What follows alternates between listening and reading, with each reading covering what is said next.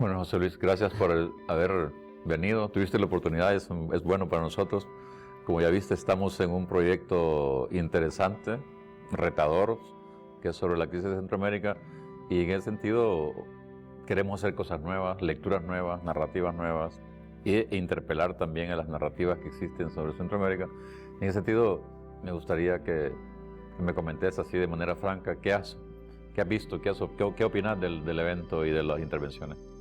Bueno, para empezar, yo creo que el nivel de los que estabais participando es altísimo, ¿no? Y siempre me parece fascinante, además, que se hable de Centroamérica y sobre Centroamérica desde diferentes lugares. No me refiero solo a disciplinas, sino también orígenes.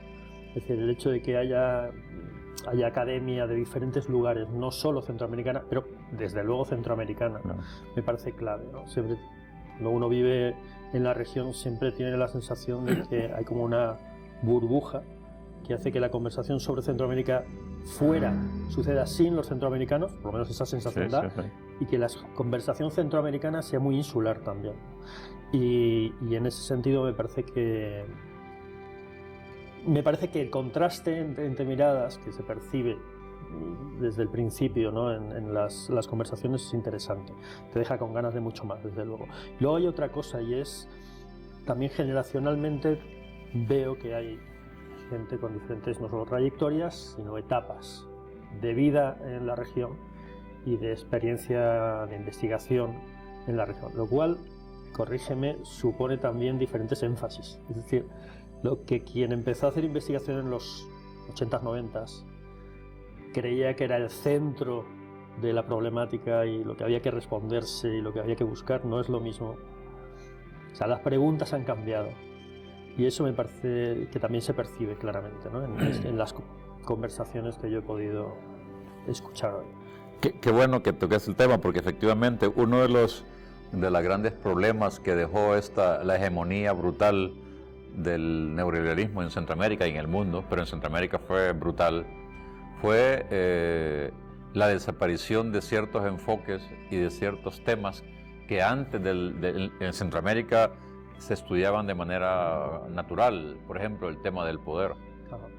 ¿No? El tema del poder en Centroamérica siempre fue un tema de investigación fuerte hasta los 80.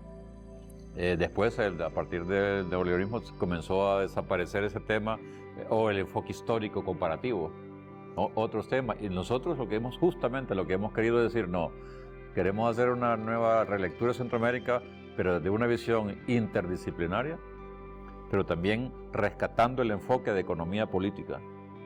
Es decir, porque nosotros partimos del hecho de que Centroamérica, en el fondo, lo que tiene, no sé si en el fondo, en la raíz o dónde está, pero la piedra angular, digamos, del problema de Centroamérica, en nuestra opinión, radica en cómo se genera el poder y cómo se ejercita el poder y cómo se maneja el poder. En ese sentido, tratamos de, obviamente, hacer un análisis desde la economía política en todos los sectores, ¿no? Y con diferentes generaciones, que efectivamente uno de los esfuerzos del proyecto es meter generaciones nuevas, ¿no? Porque aquí hay que pasarse la bandera, ¿no? Y lo bueno es que hay gente ya de doctorados que están en la red, que ya vienen con una nueva visión y muy buenos, ¿no? O sea que sí, estamos. Y luego hay otra cosa, y es la conversación no es solo instrumental, ya, es decir, parte de la crisis política del escenario político tiene que ver ahora con siempre, ¿no? Pero ahora de una manera especial con las narrativas. Entonces, si no desafiamos y no revisamos las narrativas, las de construcción de democracia, la lucha por la democracia yo creo que está perdida. Es decir, nuestras conversaciones y nuestras miradas han sido muy cortas. Esta mañana, por ejemplo, era muy interesante cuando se hablaba del agro, ¿no? Y del agro y de la tierra, ¿no? Y cómo el agro y la tierra vuelven a ser parte central de la conversación política de otra forma. Exactamente. Como tú hablabas, ¿no? De eso, los 90, los 2000, los cuales el agro era un sector económico. No tiene que ver con identidad, no tiene que ver con medio ambiente, no tiene que ver con cultura, no tiene que ver con desarrollo, ¿no? Parece que el agro tiene una función y es gente que vive en una función. ¿no? Y buena parte de las luchas políticas más interesantes ahora mismo en Centroamérica, que es algo que a mí me conflictúa mucho y me interesa mucho, evidentemente no tengo ninguna respuesta, pero tiene que ver con los movimientos sociales. Desde el periodismo, la incapacidad que hemos tenido y que seguimos teniendo en el periodismo para relacionarnos y contar y entender los movimientos sociales, ¿no? Contamos mejor lo orgánico, ¿no? y lo urbano. Exactamente. Pero los movimientos sociales nos cuesta, incluso los que son urbanos. Pero los que no lo son, nos cuestan más. Y los que además no son ladinos, más todavía. Entonces, en momentos como en el que estamos, hay movimientos que no son urbanos, que no son culturalmente, no han sido culturalmente centrales en la construcción de esa nueva identidad de las posguerras de Centroamérica, como los indígenas, y que son algunos de los grandes liderazgos en la región, ¿no? Son el último depósito de legitimidad, casi de ideales.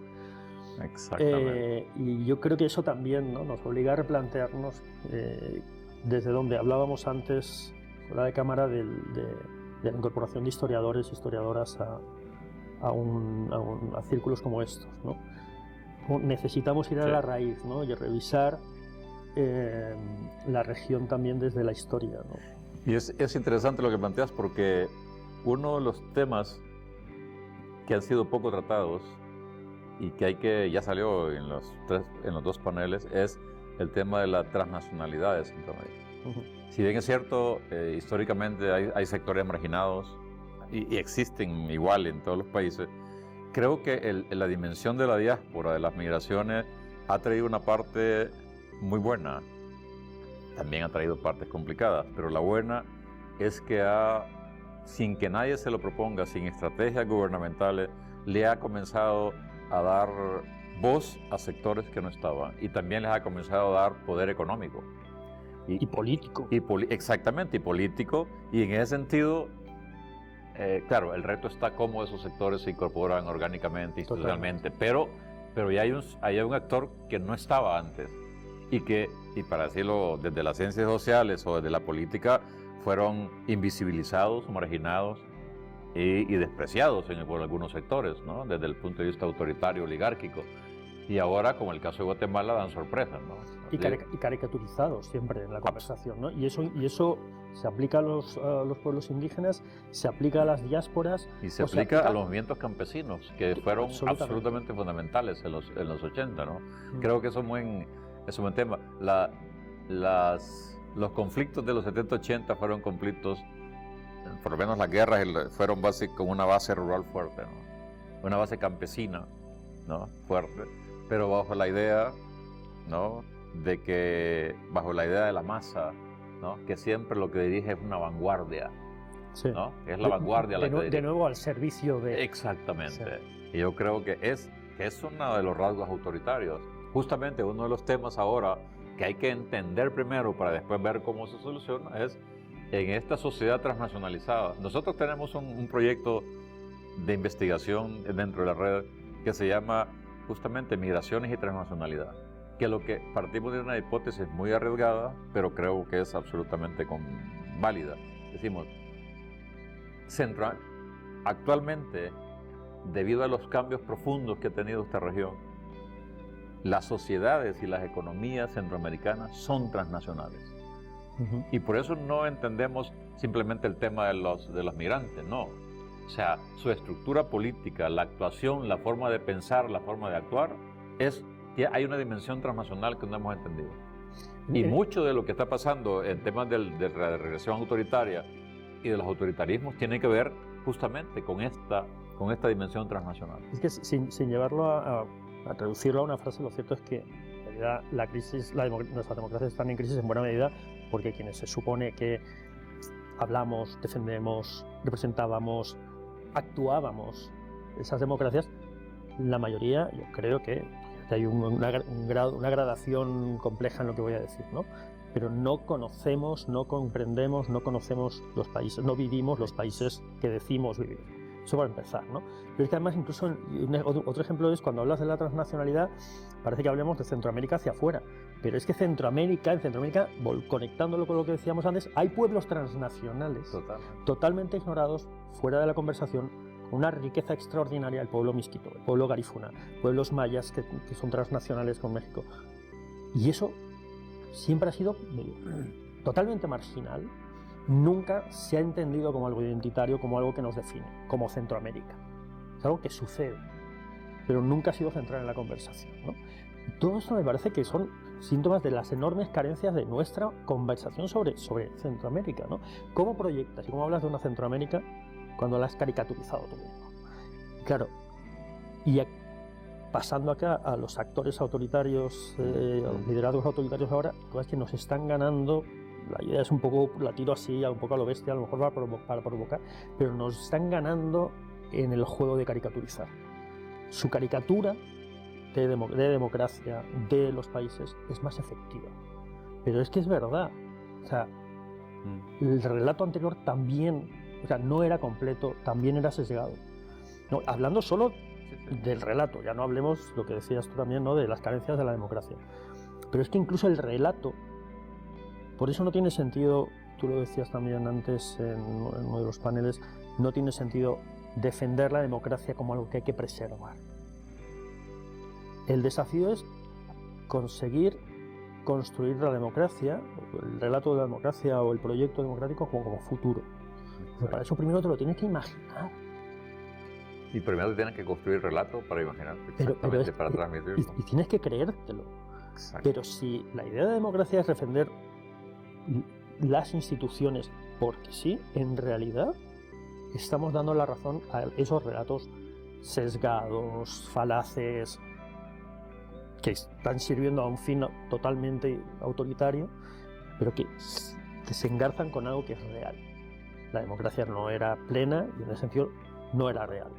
Y nuestro relato de Centroamérica no era completo y no era incluyente. Y yo creo que por eso conversar es mucho más importante de lo que parece. No es solo una cuestión de movilización, no es solo una cuestión de articulación de propuesta política en términos de políticas o en términos de partidos o de liderazgos políticos.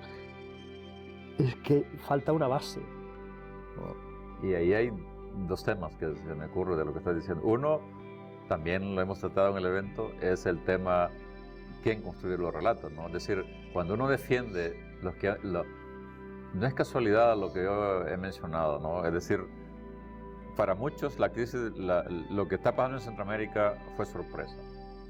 En realidad no fue sorpresa. En realidad fue un relato en cierto modo inventado, donde el relato lo que buscaba era rescatar la dimensión, para rescatar los intereses de unas élites, la parte económica. Centroamérica se transformó, hizo reforma económica, etcétera, etcétera, dio resultados de crecimiento, pero en ese relato no se contaba la otra parte, ¿no? Esa reforma económica de corte neoliberal lo que llevó también fue la exclusión, a la desarticulación del Estado, a la descohesión social, a más desigualdad, y no logró construir las bases materiales de la democracia. Es un relato intencional, y por eso ahora, entonces, yo cito en uno de las cosas que he escrito últimamente, dos citas, una del Banco Mundial, ¿no?, y otra de una fundación estadounidense, donde decían, a El Salvador lo ponían hasta principios de este siglo como uno de los modelos más exitosos, ¿no?, de modernización económica, donde era posible, se decía que era posible, que El Salvador demostraba que era posible conciliar reforma económica, es decir, economía de mercado, con democracia. Y hablando de creer, y se lo creyeron, ¿no? El problema es que lo que estamos viendo ahora es exactamente lo contrario, que en El Salvador, por haberse separado intencionalmente la reforma económica de la reforma política, esa separación ha tenido unas consecuencias nefastas para la construcción democrática. Y el reto hacia adelante, por lo tanto, ahora es cómo corregirse eso. Claro, en condiciones difíciles, porque la economía agarró por un rumbo y además está controlada por poderosos grupos económicos, y la parte social y la parte política está siendo atacada por otras fuerzas. Y ahí entra también otra de las cosas que has planteado, que a mí me parece que es central, y es que estamos dispuestos, cada uno, cada actor, cada sector, evidentemente, en el centro de la conversación tienen que estar las élites, o sea, que están dispuestas o no, o cómo conseguir que tengan que aportar algo. Exacto. Porque la democracia no se puede construir sin reacomodos. Exactamente. No es una cuestión de restitución, es una cuestión de reacomodos pendientes, históricamente. En Guatemala está siendo muy evidente.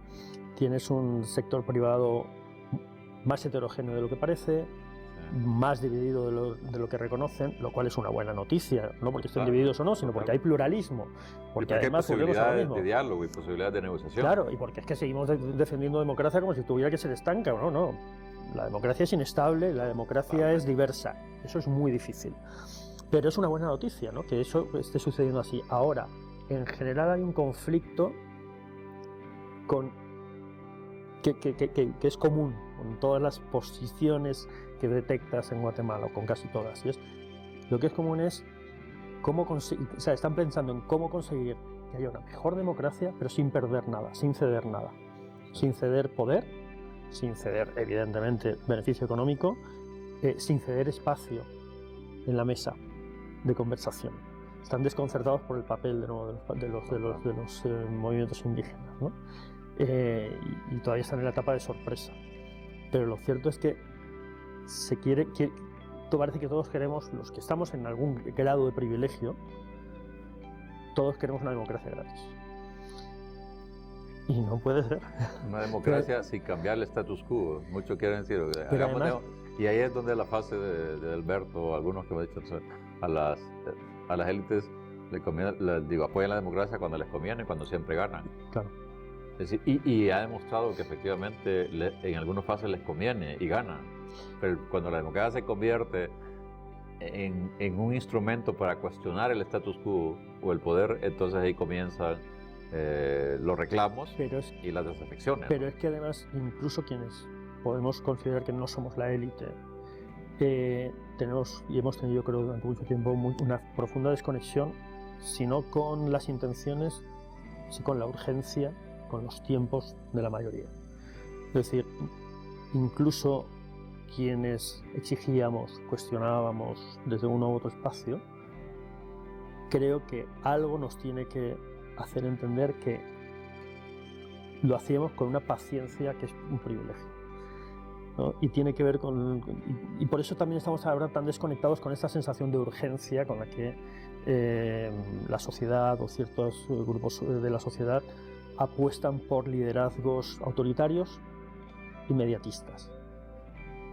Y hay mil razones para cuestionar eso y para criticarlo, ¿no? Pero desde luego hay más para conversar sobre eso, porque también había una distancia con la urgencia, con la necesidad, ¿no? Parecía que perdíamos una década en construcción de democracia en El Salvador o en Guatemala, ibas 5 años adelante, 3 atrás, en unas cosas, en otras, y bueno, estamos en ello, paciencia, sigamos, estamos en ello. Y lo cierto es que eran procesos profundamente ineficientes en términos de proceso político, y a expensas de la paciencia de muchísima gente. Y yo creo que también sobre esto tenemos que reflexionar. O sea, la democracia del futuro tampoco puede ser, sí, tiene que ser de procesos, ¿no? Y de pensar en el largo plazo. Pero eso no quiere decir que tenga que ser lenta, no puede ser. Hay una desconexión la gente no va a esperar. Hay una desconexión con los tiempos en los que vivimos. O sea, y esto me lleva, no quiero perder esta conversación, con el tema del rol de los medios de comunicación y democracia, ¿no? Ya lo hemos hablado. Yo ahora planteaba me gustaría saber tu opinión, ¿no? Yo planteo de que hay responsabilidades de responsabilidades, ¿no? Que no es justo pedirle a las sociedades, a la gente que ha sufrido ese discurso que dice, no, todos tenemos que aportar, porque todos somos salvadoreños o guatemaltecos. No es cierto. Tienen que aportar más los actores con poder, los que tienen responsabilidades. No vamos a cargar a la gente que ya sufrió para que también haga un gran sacrificio por la democracia. Y ahí viene el tema de los medios de comunicación, ¿no? Obviamente han tenido un rol fundamental en la denuncia, ¿no? En la crítica, ¿no? Y eso no es discutible, pero yo sí siempre me he preguntado y lo he planteado y lo he dicho y hoy lo dije, ¿no?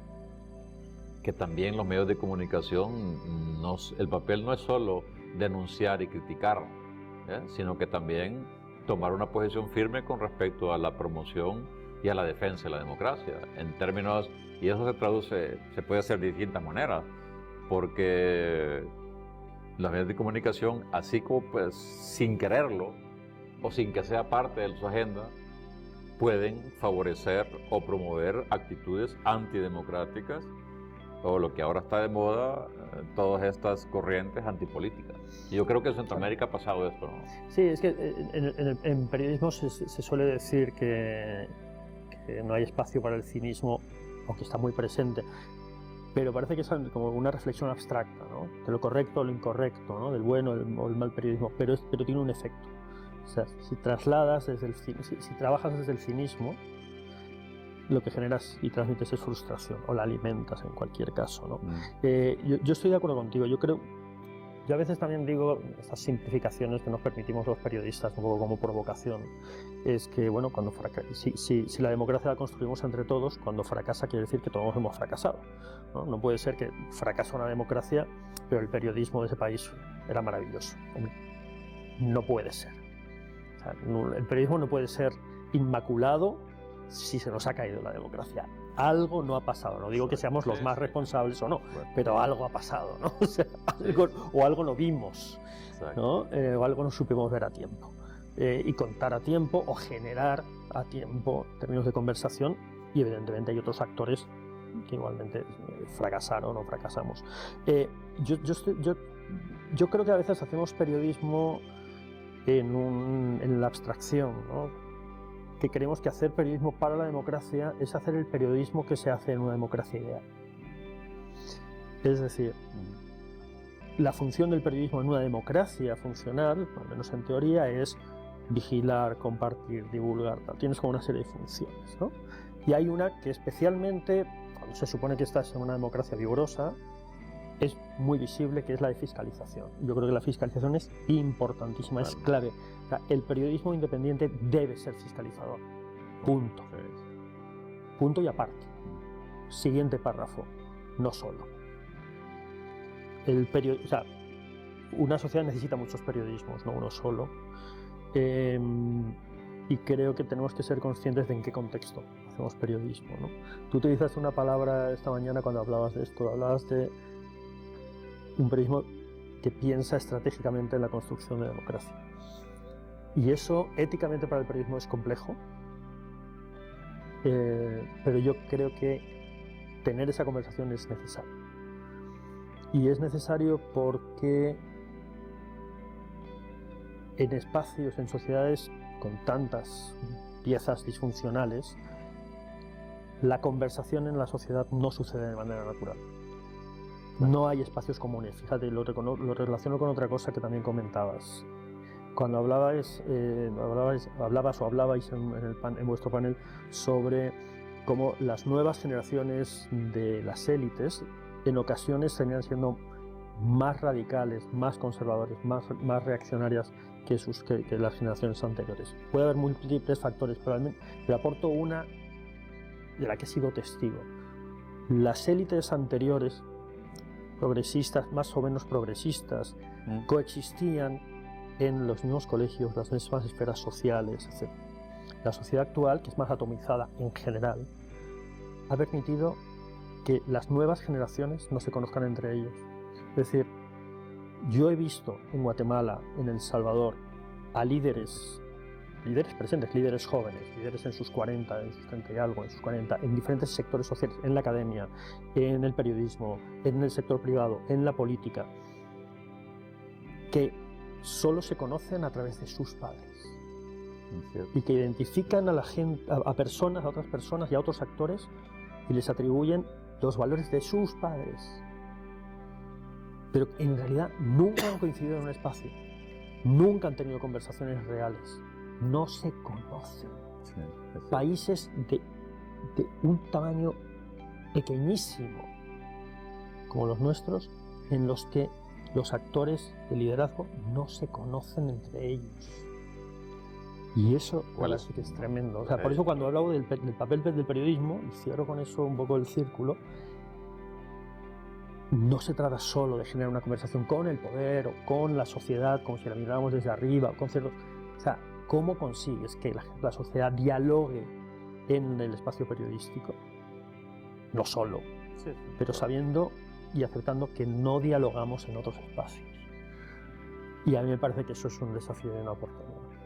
Bueno, ha sido maravilloso. Espero que en otra oportunidad podamos incorporarte a los debates que tenemos en la red. En el webinario ya habrá, porque sí nos parece que hay que tener una conversación sobre esos temas, pero además un eje que a mí me parece importantísimo es este eje, esta reflexión que tenemos en la red, ¿no?